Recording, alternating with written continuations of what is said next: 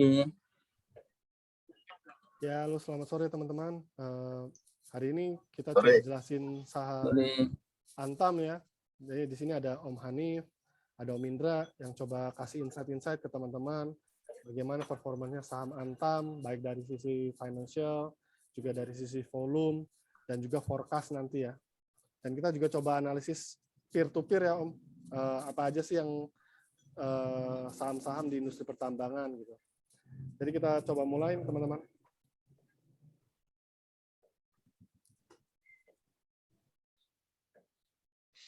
Ya, jadi ini kita coba jelasin ya Om Indra, kalau investasi saham itu mengandung risiko Om Hanif, jadi seluruhnya itu menjadi tanggung jawab pribadi kita yang membuat video, tidak dipengaruhi dan juga bukan melakukan rekomendasi, ajakan atau usulan atau paksaan untuk melakukan transaksi ataupun investasi di saham yang kita coba jelaskan ini gitu ya.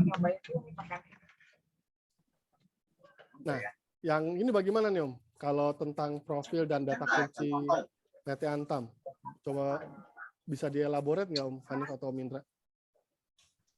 Oke, coba saya mau lihat dari segi keuangan nih Mas ya. Kalau dari segi keuangan itu kan kita lihat revenue itu naik ya, naik performance ya dari 2018 sampai 2021.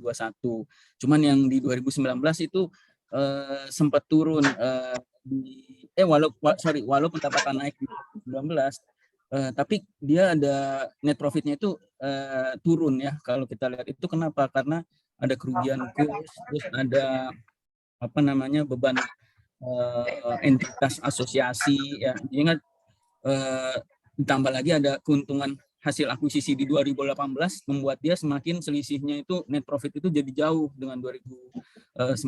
Lalu di 2020 itu pendapatan menurun, tapi justru sebaliknya dari segi net profit itu jadi meningkat tajam, sehingga EPS-nya juga kita lihat dia kan meningkat. Nah, EPS meningkat, terus dari segi price earning ratio-nya semakin menurunkan, mengecil gitu. Tapi di 2022 itu prediksinya sih kalau dari kita lihat dari Mirai Aset Sekuritas itu akan meningkat ya, diprediksikannya di 2022 itu. Jadi dan peningkatan ini kisarannya di 6% gitu kira-kira ya. Lalu juga kalau dari segi dividen yield juga itu cukup baik di 2020 sampai 2021 ya, ada peningkatan ya 1,1%. Segi ROA ROE juga cukup baik di 2021 ya, ROE di 9,3 jadi return pengembalian tingkat modal mereka itu di atas 5% itu sebenarnya untuk pertambangan itu udah lumayan oke, karena kan Antam sendiri itu kan banyak ya pertambangannya, ada batu bara, ada nikel, ferronikel, emas ya emas yang utamanya ya, dan ya kita lihat sendiri memang di tahun ini juga lumayan masih stabil ya, utamanya di 2021 tuh kalau saya lihat itu, karena ada peningkatan yang tajam karena pasca pandemi itu orang investasinya lebih ke emas karena memiliki tingkat risiko yang levelnya itu paling aman. Jadi sehingga permintaan meningkat ya, akhirnya harga saham pun jadi meningkat gitu. Jadi seperti itu dari segi pernya juga lumayan turun ya Om Hanif ya. Kalau dilihat kan pernya sebelumnya itu 32 gitu kan 2021 itu kan, karena harganya juga lumayan tinggi, ditopang juga net profitnya earning per share-nya juga nggak begitu tinggi. Tapi di 2022 lumayan turun tuh ya, dari 32 kali turun ya. Ya jadi 11,7. Jadi 11. Ya kalau price earning ratio-nya turun kayak gini sih masih ada ibaratnya ruang lah buat naik atau kita dapat cuan dari saham PT Antam ini. Kalau Om Indra bagaimana Om? Kalau ngeliat dari stock indikatornya, kayak misalnya share price-nya kan kalau dilihat kan di sini kan diambil 2000 waktu di harga 2.530 di 23 Mei gitu kan. Nanti kedepannya bagaimana tuh? Kalau secara konsensus dari Mirai Aset Sekuritas tuh? Kalau dari nilai sekuritas sih sepertinya kalau dilihat dari data tersebut itu kayaknya aman ya. Mas Lutfi. Jadi Untuk konsensus net peningkatan. profit-nya di 3,8 triliun gitu ya. Terus EPS Iya. growth-nya di forecast Iya. tahun 2022-nya itu. Nah, cuman saya merhatiin peningkatan kayak 2018, 19, dari 2018 ke 19 itu kan kenaikan revenue gross ya. Iya. Terus Iya. pendapatan gross-nya itu naik. Sedangkan di 2020 itu gross-nya itu menurun. Tapi secara net profit naik. Nah, itu faktor apa ya? Itu kira-kira itu faktor Karena biaya biaya operasional berkurang sama ya. biaya usaha. Pandemi ya, karena pandemi ya. Iya, Sama ya itu dan dari kali situ juga. tadi Om Hanif jelasin tentang rugi kurs kali itu ya tadi ya. Iya, ada Tapi rugi. mungkin kalau dilihat secara net profit juga lebih better sih kalau kita lihat lebih untuk forecast-nya ya, karena saham kan kalau kita lihat kan yang belakang itu kan buat kaca nih Om ya, tapi kalau depan ini kan dashboard-nya nih kayaknya tetap oke buat kita investasi tuh Om Indra ya sama Om Hanif. Oke. Kayaknya Untuk profit jangka juga- panjang ya. Iya.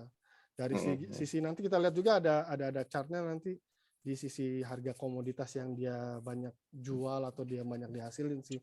Jadi kalau dilihat PI-nya juga secara industri, kalaupun nanti di forecast-nya benar gitu ya, Antam akan membukukan 5,1 triliun dan EPS-nya 216 per lembar, PI-nya jadi 11,7 kali, industrinya itu masih di 22,3, jadi masih murah sih harganya gitu kalau untuk di collect gitu ya.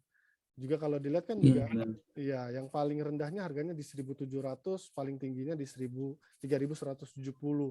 Ya kasar-kasarnya kalau boleh ngarep balik lagi ke 3.170 sih harusnya sih Masih bisa. masih bisa lah Masih ya. optimis lah ya. Ya dengan performance kayak gini gitu ya. Nah, setelah lihat data kunci kita coba lihat lagi nih Om ya nanti misalnya kalau di sini kan ada harga nikel nih dan harga emas. Kita coba taruh Ini dua ini. benchmarknya nikel ya? Ya, karena kalau dilihat kan yang paling besar itu nyumbang emas dan nikel tuh, Om Indra sama Manif, kalau nggak salah ya.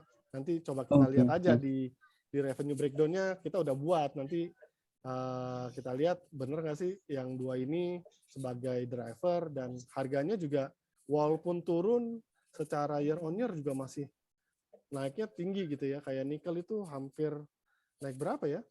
Dari 20.000 ke 8.000 hampir 40% nikel gitu loh. Emas juga selama setahun ini juga lumayan naik gitu ya. Yang tadi Om Indra bilang ya, selama pandemi orang lebih banyak investasi di emas lah ya biar aman gitu kan. Nah, jadi mungkin kalau prospek harga komoditinya begini sih masih ada ruang untuk koleksi lah ya saham ini ya Om Indra Om Hanif ya.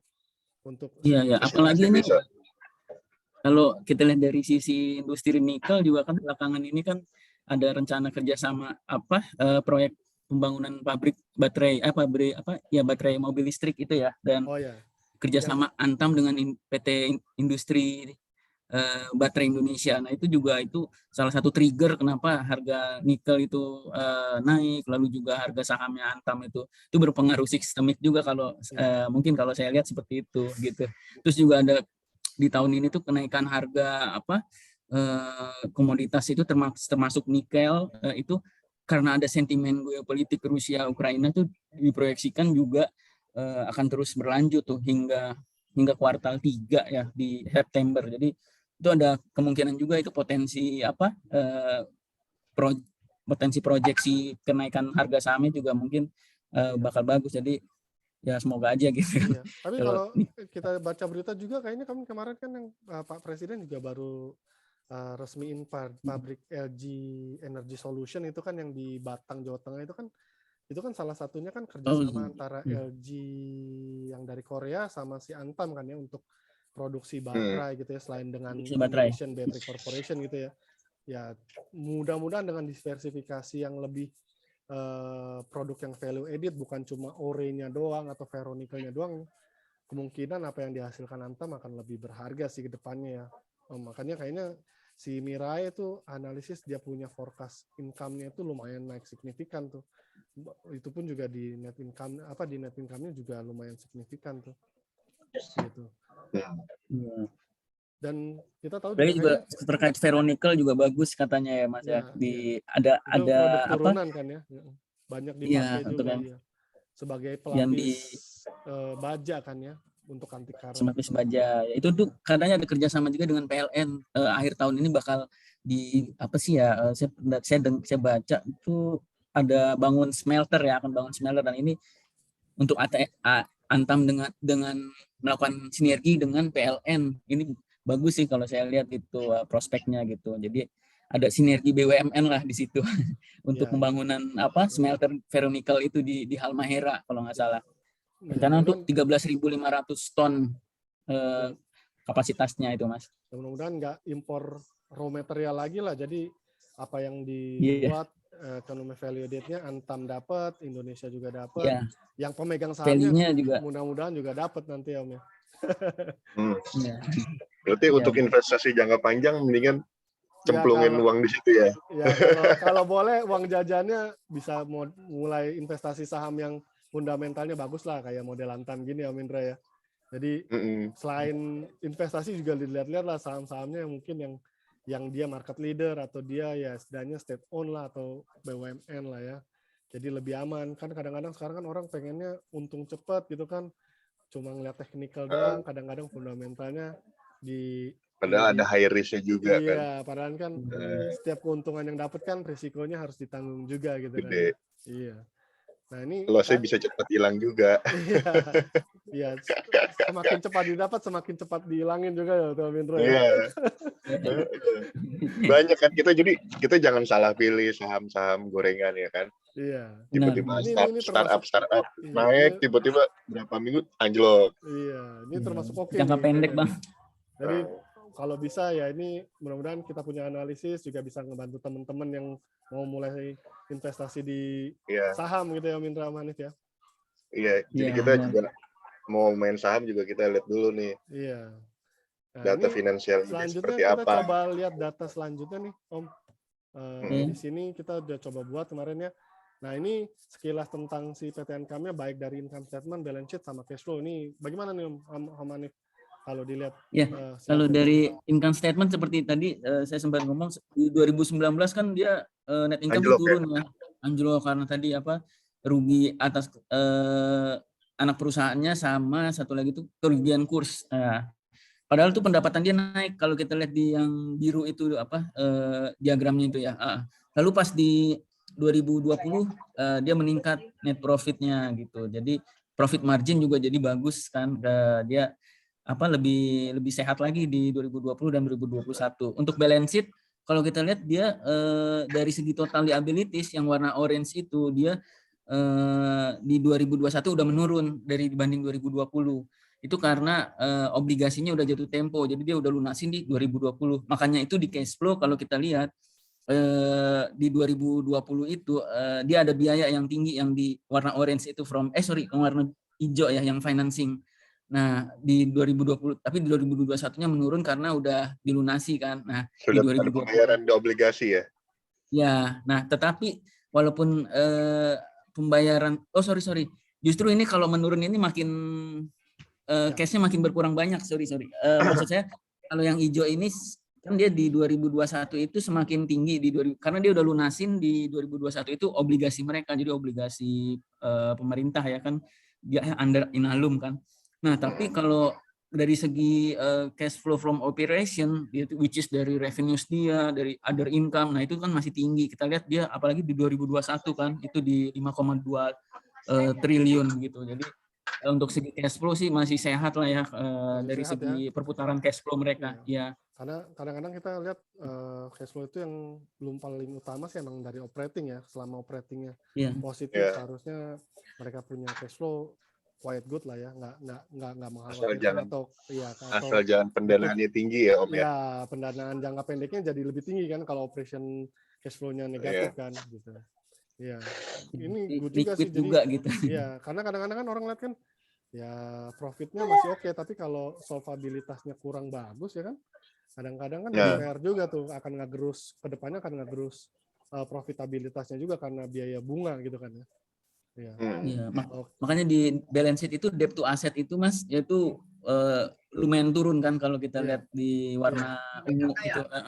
Dia debt to asset itu dia makin turun juga karena obligasi tadi dia udah bayar, terus Iya. jangka panjang dari investasi juga dia udah lunasin beberapa yang bagian lancar jangka panjangnya, kalau nggak salah saya lihat di laporan keuangannya Iya. di 2021. Itu Iya. dari sekilas laporan keuangannya nih Om ya. Coba kita lihat secara peer to peer kalau nggak salah nih ya. Nah, ini benchmark peer to peer nih. Kalau kayaknya kalau kita analisis satu saham doang kayaknya kurang holistik nih gitu kan. Kita coba lihat juga nih pesaing-pesaingnya si Antam itu sebenarnya siapa aja sih yang benar-benar main di pertambangan, walaupun mungkin di tambangnya itu berbeda-beda isinya kali gitu ya.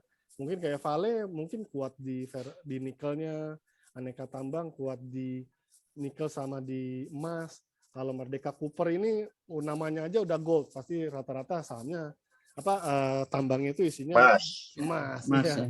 Ya, nah kita juga coba ambil yang mini cap lah ya, selain yang big cap yang kayak Vale, Aneka Tambang sama Merdeka Cooper. Nah, kita ambil juga ya buat ngeliat yang mid cap itu bagaimana sih. Nah, ini bisa dilihat nih ya, kayaknya rasio PI-nya si Aneka Tambang tetap yang lebih rendah kayaknya ya. 20,41 ya. Iya, 20,41. Kalau yang Vale itu kan 25. Oke lah, masih nggak terlalu tinggi. Yang mengejutkan ini Merdeka Cooper gitu. Berarti kan semakin tinggi kan sahamnya udah, kalau orang bilang mahal banget gitu kan untuk yang dihasilkan. Iya. Tapi ya namanya orang tinggi. Punya view mungkin kali ya. Mungkin Merdeka Cooper bakal nemu cadangan emas ya, nggak ada yang tahu. Cuma ini pasti ada berimbas nanti harganya untuk kedepannya masih kuat nanjak atau enggak kali gitu ya Om ya. Tapi kalau Antam nanti kita lihat ada rekomendasi dari sekuritas lain yang harganya bakal kemana gitu. Tapi ini buat gambaran aja kali ini ya. Kalau memang mau masuk ke invest di industri pertambangan, siapa sih yang paling menurutnya bisa mungkin menghasilkan keuntungan ya untuk. Tapi kalau dilihat dari segi orang awam ya, orang awam melihat dari benchmark 4 ini, walaupun Aneka Tambang itu merah, dia ada penurunan, mungkin orang tetap akan memilih untuk amannya dia, untuk berpikir berpola pikirnya dia aman untuk jangka panjang, dia pasti akan memilih Aneka Tambang karena ya punya milik negara. Iya, benar. Pasti aman. Apalagi ini pas dicat warna merah lagi Om ya, eye catching banget. Yang lainnya hijau gitu kan, dia merah sendiri lagi. Berpikirnya tetap under BUMN. Under BUMN karena backbone sendiri kan pemerintah, nggak mungkin dia hilang sendiri. Ya, kecuali dengan PT BUMN yang lain yang sama ini Om ya. XX yang anjlok. Future bisnisnya juga oke ya, yang tadi kita udah dibahas. IBC, Indonesia Battery Corporation, dia punya juga stake di situ 25% kalau nggak salah ya. Walaupun Inalumnya juga punya, kalau nggak salah saya juga lihat tuh Inalum juga punya 25% selain Pertamina sama PLN. Tapi I think ya untuk diversifikasinya nggak cuma ore doang nih sekarang, bahan mentah doang. Sekarang juga turunannya juga mulai digeber berarti nih sama si Aneka Tambang ya Om ya. Mudah-mudahan emasnya juga makin membaik nih dengan inflasi Amerika kayak gini, harga emasnya mungkin semakin tinggi. Iya, semakin tinggi karena orang akan ngamanin mereka aset, punya aset dari inflasi biasanya. Karena juga dampak perang Ukraina kan, Rusia juga transaksi mencadangkan emas. Iya, apalagi juga kalau kita lihat kan Rusia juga sebagai salah satu pengekspor biji-bijian ya, baik biji makanan atau biji tambang gitu ya, dan merupakan salah satu eksportir energi juga terbesar di dunia, nomor 3 kalau nggak salah, di bawah Arab Saudi untuk minyak, dan Amerika dia nomor 3 tuh. Tapi untuk gas kayaknya tetaplah Rusia itu terbesar lah di bawah Qatar kalau nggak salah. Iya. Ini menarik nih, jadi benchmark juga masih oke, masih bisa dikoleksi gitu ya Om ya. Coba kita lihat hal selanjutnya nih Om. Nah ini yang tadi nih, ada bisa dijelasin nggak nih Om breakdown misalnya kayak revenue trend-nya gitu. Terus dari revenue growth-nya gitu. Ya, dari revenue trend itu meningkat ini kan dari meningkat ya Mas ya. Warna ini kan diagramnya itu ya, kalau kita lihat kan dari Di 2021 itu meningkatnya lumayan bagus, 2020 juga. Walaupun 2020 itu dia turun pendapatannya, tapi kan kalau kita lihat dari secara operating profit sama operating marginnya dia lebih tinggi dari Betul. tahun-tahun sebelumnya kan. Betul, betul. Sehingga juga net profit margin juga tinggi gitu kan, setelah dikurangin sama beban-beban di luar operating dan non operating expense-nya itu. Iya. Lalu kalau dari Revenue segi breakdown tuh, makanya kita kasih coba Nah. insight harga emas sama harga nikelnya itu bagaimana sih, kayaknya juga masih ada kemungkinan Masih dominan emas ya? Iya, masih ya. Emas. Dominan emas emang 60%. Harga emas juga masih cukup bagus gitu, apalagi dengan kondisi global yang kayak gini kali ya. Setelah pandemi, habis itu dihajar sama perang Rusia Ukraina, sekarang resesi global gitu kan. Amerika udah siap masuk resesi, Eropa juga udah siap gitu kan. Jadi kemungkinan harga emas akan tetap bagus gitu ya ke depan gitu. Lalu Nah, juga, jadi gini, Mas Lutfi. Yes, ini kan kita ngomongin emas ya, karena banyak nanti kan orang-orang awam ya emas ya berpikir emas itu jangka panjang kan. Jadi untuk investasi untuk ibu-ibu rumah tangga, mbak-mbak atau tante-tante kita ya kan, janganlah beli emas itu perhiasan, apalagi betul om. Karena apa gini, kita beli perhiasan emas 23 atau emas 24 berbentuk perhiasan, kita beli satu, kita sudah dihargain per gramnya itu anggaplah sekarang emas 700.000 untuk emas 23. Jadi untuk 1 gram itu sudah dihargain 1 gram dikali nilai berapa dia punya gramnya kan, kuantitinya. Nah, ditambah biaya jasa pembuatan. Misalkan 2 gram emas 750.000, 2 gram berarti 1,5 juta dong ya. Logikanya seperti itu. Ditambah jasa pembuatan berapa persen. Misalkan tambahannya 100.000 untuk satu perhiasan. Nanti pada saat kita jual nih 5 tahun ke depan atau 3 tahun ke depan kita nggak punya uang, kita jual. Yang sesuai kwitansi pembelian kita itu dipotong lagi, dipotong gitu jasa. Ya? Iya, berarti kemungkinan jadi anggapannya itu nggak bisa. Kalau menurut saya untuk perhiasan emas perhiasan itu nggak bisa untuk sebagai investasi, untuk dana darurat, untuk menyimpan duit, tapi nggak berbunga. Om Indra, berarti untuk bapak-bapak yang punya istri, kalau istrinya minta emas jangan beli perhiasan gitu ya. Mendingan beli logam mulia si punya Antam. Bapaknya beli sahamnya Antam, emaknya beliin emasnya Antam, sama-sama naik cuan nanti. Betul. Karena apa? Logam mulia itu tidak ada potongan jasa. Jasa kan. Karena kalau di sertifikat perhiasan nih, coba cek intip yang kalau yang udah punya istri, punya pacar, di kwitansi perhiasannya. Itu ada biaya jasa berapa persen. Nanti pada saat kita jual itu dipotong lagi jasanya lagi. Berarti kan sama aja kita udah 2 kali ngeluarin uang buat jasa. Iya, keunggulannya paling cuma bisa dipakai sama ditunjukin ya Om ya. Iya. Tapi keunggulannya itu berarti lebih bagus logam mulia menurut kita ya. Ya, jadi dengan harga yang ini juga mungkin literasi keuangan nanti ya ke masyarakat Indonesia, khususnya yang penyuka emas gitu ya, kalau bisa belinya logam mulia gitu. Nah, ya, untuk investasi jangka panjang. Kalau untuk long term investment masuk ke situ ya Om Indra ya. Ini bagus juga nih. Betul. Jadi dengan penjualan yang meningkat, permintaan yang meningkat, pasti kan harga meningkat kan. Ya, berarti kalau permintaan masih meningkat karena Antam 60%, performance keuangannya bakal meningkat juga. Jadi kayak efek domino juga ya Om ya. Bagus juga berarti. Iya benar. Iya, efek domino. Gitu. Sistemik ya. Ini kalau udah lihat nih dari sisi revenue trend, revenue breakdown gitu ya, operating profit, operating margin, Antam Gold operational trend ini kayaknya juga volume nih Om. Volume sama harganya juga lumayan meningkat gitu ya. Volumenya tetap lumayan tinggi, harganya juga lumayan tinggi gitu. Naiknya juga signifikan di 2020 tuh ya, dari 2019 gitu kan. Itu kan efek pandemi tadi kita bilang gitu ya. Nah, kita selanjutnya mau lihat lagi nih Om. Sebenarnya yang tadi kita udah coba jelasin, sebenarnya leverage-nya itu semakin turun gitu ya. Tadi kan net debt-nya dibanding equity gitu kan.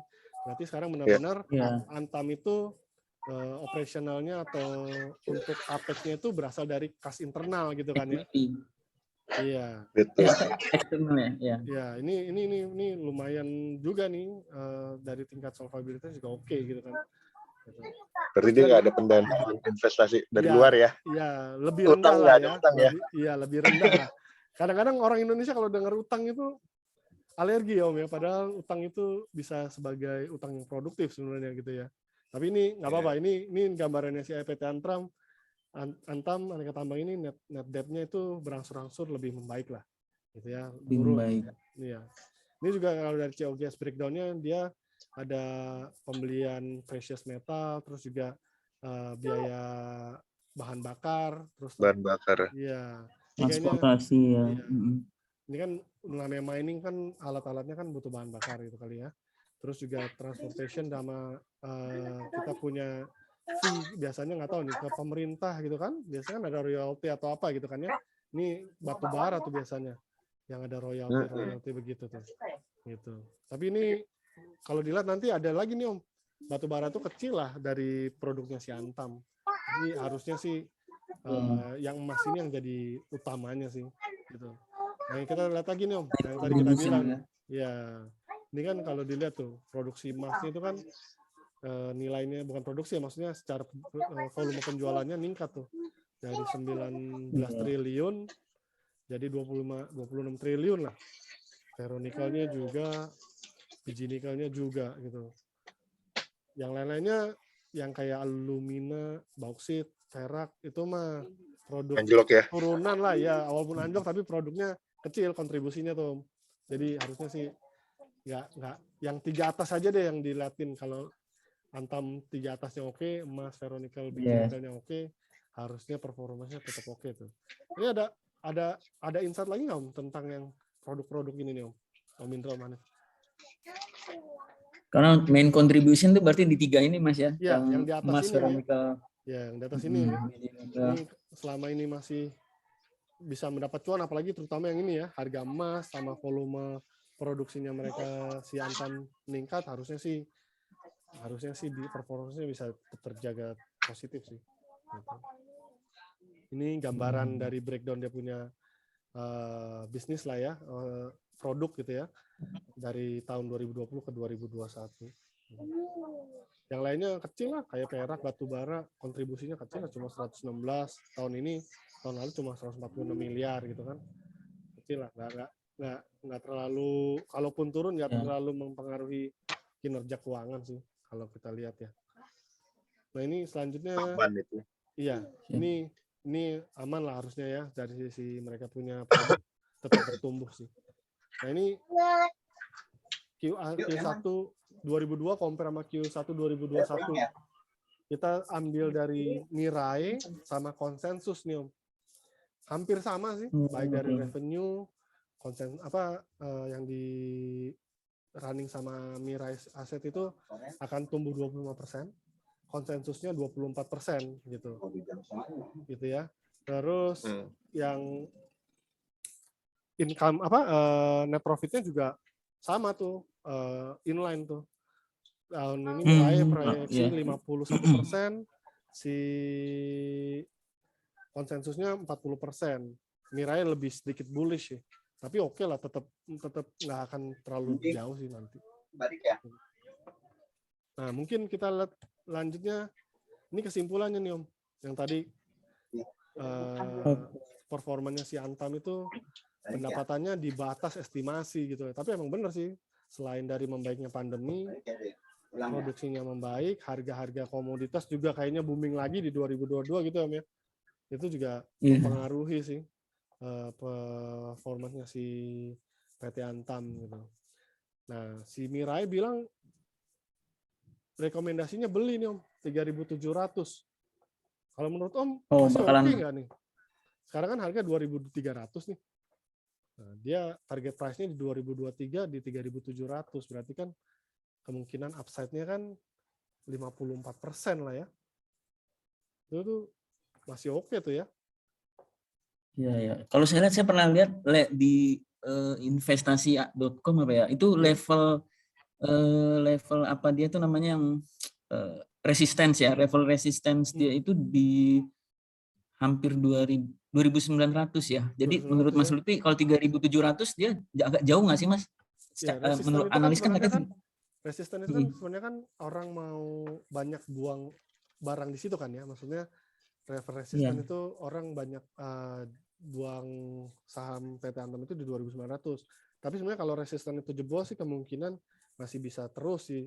Justru kalau resisten udah jebol biasanya saham akan lebih bullish gitu Oh, loh. Iya.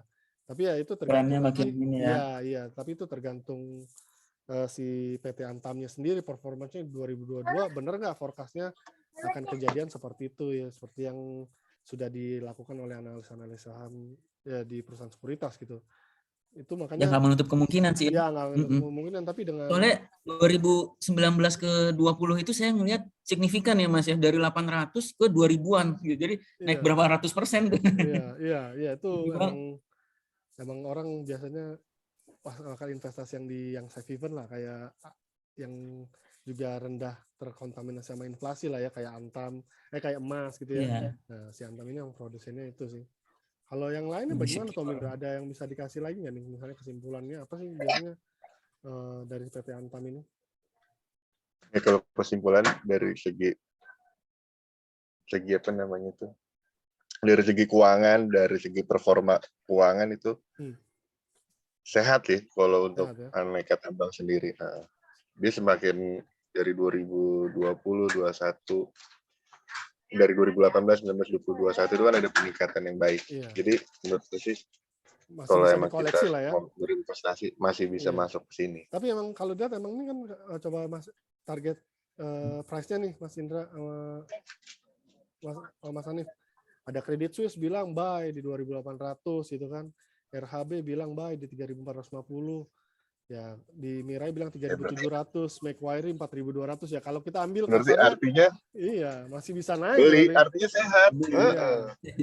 Ya Jadi kalau kesimpulan kasarnya dari kita performa bilang ininya bagus. target price pertamanya 2.800, if 2.800 achieve, resistennya di 2.900 kemungkinan gitu ya Mas Hanif ya. Habis 2.900 Iya Mas. break, mungkin ya bisa up terus, mungkin sampai kayak yang disaranin Macquarie, mungkin target price-nya di 4.200 sih. Gitu. JP Morgan sendiri buy. Iya, Artinya semuanya kan buy sih. Dari yang 15 sekuritas yang cover itu 15-15-nya bilang vote-nya untuk buy sih konsensusnya. Jadi harusnya sih bagi yang mau investasi di Antam ya mungkin harga masuk sama harga keluarnya aja kali ya yang mesti disetting ya sesuai dengan karakteristik sama penerimaan risiko di masing-masing investor sih kalau saya lihat. Jadi kalau Mas Hanif biasanya beli nih yang untuk Mas saham Hanif PT beli Antam. itu harusnya. Mas Hanif udah Beli koleksi lah gitu kalau ya. ada. Gitu. Minimal kalau udah punya di hold lah ya, jangan jual Ya di dulu hold sih, lah ya kan? sampai target price-nya yang pertama tercapai lah ya. Dan yang belum punya mungkin udah bisa mulai koleksi sekarang ya. Lagi lumayan turun kan ya. Buy on weakness, sell on high kan. Jadi jangan asal investasi saham-saham yang Ya. robotik ya. Jadi harus perlu baca juga laporan keuangannya Mas Lutfi ya. Iya, kalau kasarnya gini sih Om. Kalau saya punya robot yang bisa trading saya untung, saya nggak akan kasih ke orang. Nah, kan? kita bisa kaya sendiri kan? Iya, saya modal sendiri, utang-utang deh gitu kan. Tapi intinya ya di balik keuntungan yang besar pasti risikonya akan lebih besar, sama besarnya lah, gitu sih. Jadi kayaknya pembahasan kita udah cukup nih kayaknya Om ya. Udah lumayan cukup. Juga dari sisi keuangan, dari sisi peer-to-peer benchmarknya juga udah kita coba kasih lihat ke teman-teman. Untuk sarannya untuk semua saran ya untuk semua yang nanti melihat ini, menurut Mas Lutfi untuk investasi di saham tuh seperti apa? Jangan kita saham yang gorengan atau saham yang robotik. Jadi harus kita lihat dinilai dari segi apanya sih Mas Lutfi? Ya, pertama kalau saran dan rekomendasinya. Iya, kalau saya berhubung saya orang yang konservatif gitu ya, Mas Indra sama Manif. Saya biasanya beli saham yang setidaknya fundamentalnya cukup. Tapi masalah masuk di harganya berapa mungkin bisa mulai dari technical analysis gitu ya. Kadang-kadang kan saya nggak tahu lah, maksudnya secara teknikal itu misalnya shooting star-nya di mana, misalnya buy on weakness-nya di mana. Tapi kalau dirasa saham ini cukup murah, itu kan kata Lee Kong Heng kan ya. If you see the shares is price of share is very low, ya kalau yakin beli gitu. Karena kalau fundamentalnya bagus, kemungkinan balik lagi ke harga kita beli kalau memang turun gitu ya, itu lebih besar, dan setelahnya itu akan harganya meningkat juga lebih besar sih, gitu sih Om Indra. Kalau better ya saham-saham yang fundamentalnya bagus lah. Kalau belum tahu ya mungkin bisa masuk ke LQ45 dulu lah, gitu ya. Iya. Jadi jangan main saham yang Ya, jangan 30 Om. detik Jangan naik atau gorengan, turun Om. tuh jangan tuh. Iya, Itu jangan jangan. gorengan tuh Om Hanif juga. Karena ada di aplikasi-aplikasi nih, Mas Hanif, Mas Lutfi. Oh iya itu. Kita ngebit 10.000 ya kan, 30 detik kita tuh naik atau turun. Itu jangan itu. Itu jangan kayak gitu itu. Tapi beruntung juga kita bertiga bukan afiliator nih Om ya. Kebetulan kita ya capital market enthusiast juga ada pengen kasih view lah ke teman-teman untuk insight lah ya. Jadi kita buka pandangan orang umum nih. Jadi kalau main saham itu dilihat dari segi apanya sih? Kita lihat dari segi latar belakang perusahaannya, kita lihat dari segi finansialnya, kita lihat dari segi ROE, semuanya kan kelihatan di situ di laporan keuangannya kelihatan. Gitu ya Om ya. Looks good lah ya. Free cash flow-nya estimasinya juga oke gitu kan. Jadi oke lah kita mulai ya kalau nggak ngerti kita lihat yang LQ45 lah dulu lah. Jangan mau lihat untung di depan doang tuh Om. Ntar resikonya kadang-kadang nggak dinilai gitu kan. Itu berbahaya. Resikonya sendiri nggak diomongin. Oke. Siap. Oke. Sekian dah cukup. Kalau kita bilang ini semoga kalau kita bilang salam cuan gitu Om ya untuk saya